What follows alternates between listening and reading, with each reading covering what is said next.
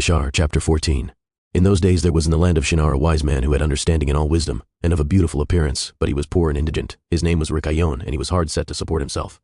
And he resolved to go to Mitzrayim, to Assuerus the son of Anamim, king of Mitzrayim, to show the king his wisdom, for perhaps he might find grace in his sight, to raise him up and give him maintenance. And Rikayon did so. And when Rikayon came to Mitzrayim, he asked the inhabitants of Mitzrayim concerning the king, and the inhabitants of Mitzrayim told him the custom of the king of Mitzrayim. For it was then the custom of the king of Mitzrayim that he went from his royal palace, and was seen abroad only one day in the year, and after that the king would return to his palace to remain there. And on the day when the king went forth, he passed judgment in the land, and everyone having a suit came before the king that day to obtain his request. And when Rikayon heard of the custom in Mitzrayim, and that he could not come into the presence of the king, he grieved greatly, and was very sorrowful. And in the evening Rikayon went out, and found a house in ruins, formerly a bakehouse in Mitzrayim, and he abode there all night in bitterness of soul and pinched with hunger, and sleep was removed from his eyes. And Rikayon considered within himself what he should do in the town until the king made his appearance, and how he might maintain himself there. And he rose in the morning and walked about and met in his way those who sold vegetables and various sorts of seed with which they supplied the inhabitants. And Rikayon wished to do the same in order to get a maintenance in the city, but he was unacquainted with the custom of the people, and he was like a blind man among them. And he went and obtained vegetables to sell them for his support, and the rabble assembled about him and ridiculed him, and took his vegetables from him, and left him nothing. And he rose up from there in bitterness of soul, and went sighing to the bakehouse in which he had remained all the night before, and he slept there the second night.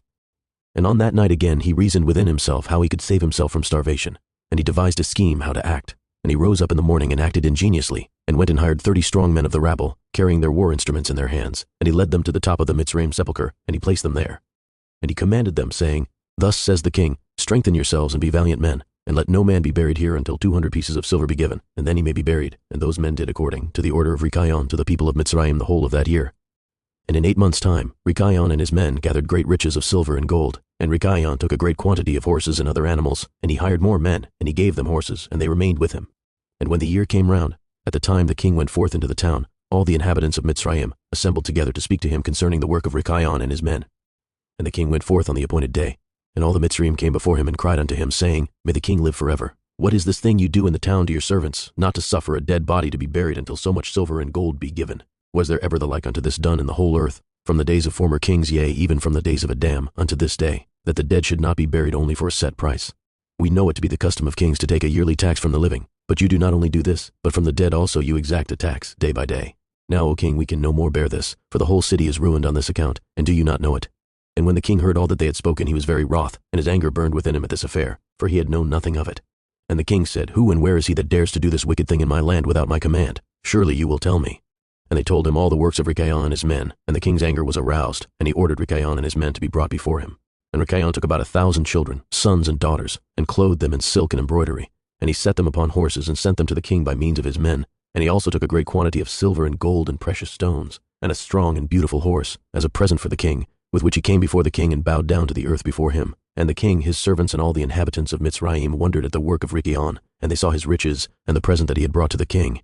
And it greatly pleased the king, and he wondered at it. And when Rikayon sat before him, the king asked him concerning all his works, and Rikayon spoke all his words wisely before the king, his servants, and all the inhabitants of Mitzrayim.